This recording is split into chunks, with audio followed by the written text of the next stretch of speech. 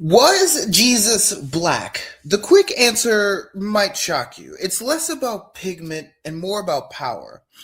Allow me to show you what the evidence actually says and why it matters for theology and justice today. There are not many descriptions of the physical appearance of Jesus. Those that do exist in the Bible do not comment on his skin color. However, there is one passage that gets cited all the time in this discussion I want to address. John writes in Revelation chapter 1. It was the Lord's day, and I was worshiping in the Spirit. Suddenly, I heard behind me a loud voice like a trumpet blast. It said, "Write in a book everything you see, and send it to the seven churches in the cities of Ephesus, Samaria, and the other cities it mentions." When I turned to see who was speaking to me, I saw seven gold lampstands, and standing in the middle of the lampstands was someone like a son of man. He was wearing a long robe with a gold sash around his chest. His head and his hair were white like wool, as white as snow, and his eyes were like flames of fire. His feet were like polished bronze refined in a furnace, and his voice thundered like mighty ocean waves. He held seven stars in his right hand, and a sharp two-edged sword came from his mouth, and his face was like the sun in all its brilliance. Many have latched onto this description of Jesus, especially with hair white like wool and feet like polished bronze, in order to suggest that Jesus was black. And while many mean well, that interpretation is a misunderstanding of the text. Let me provide four reasons as to why that's the case. First, notice that this description includes a gold sash, gold lampstands, and he holds stars in his hand, among other things. It is clear from these that this is not a description of Jesus' body before his death. This is a description of how Jesus is appearing magnificently to John. Jesus, in his pre-death human life, would not have looked anything like what's being described here. Secondly, the genre of the text is Jewish apocalyptic literature, and we know that this literature uses figures of speech and metaphor and images to convey meaning, not literal historical speech.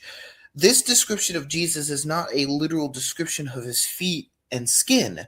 It's apocalyptic imagery to convey a certain meaning.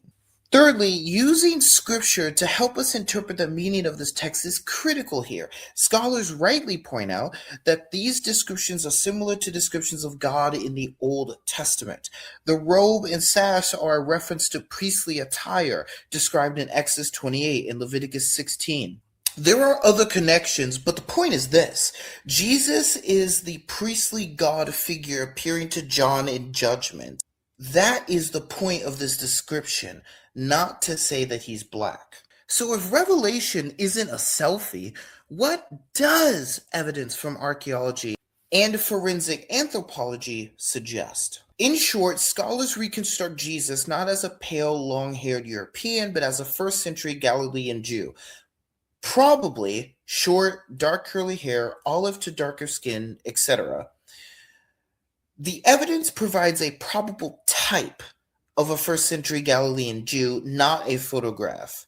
This most likely picture was built based on skulls, skeletal averages, genetic and archaeological context, but that is it. It is a likely type, not what we know for certain. But the bigger question, why we care, lands squarely in theology and justice. Seeing Jesus as black can be a theological statement about solidarity with the oppressed. Theologians like James Cone and many others argue, was Jesus black is the wrong literal question. For Cone and others of us, black is the experience of oppression. Black is an existential theological reality. Thus, saying Jesus or God is black can mean Jesus and God stand with the oppressed. That's why black liberation theologians and other black theologians read Jesus as politically and spiritually aligned with the marginalized. If you are aligned with or are oppressed, you are black, according to Cone. what is the point of this entire discussion anyway? And what can you do with the information you just learned? I would say pray and fast for God's help in the midst of political conflict, which hurts the oppressed. I would say the church needs to do their due diligence to help the oppressed. This is a biblical way to advocate for the people that God advocates for in Scripture. And I talked about that in my video discussing why Christians should care about the TV show Long Bright River. You should go check that out. But in short, Jesus and the New Testament writers encourage us to help the poor, the orphan, the widow, etc. The prophets of the Old Testament teach us the same things. And this is why the Black church has and continues to help. That said, folks, thank you so much for watching this video. I know this video is a little bit short, but I thought a quick explanation to this question and why this question matters more broadly would be helpful for people to think about this for themselves. So let me know what you guys think down in the comments below. Make sure you subscribe for more Black History Month content, and I will see you guys in the next video. God bless.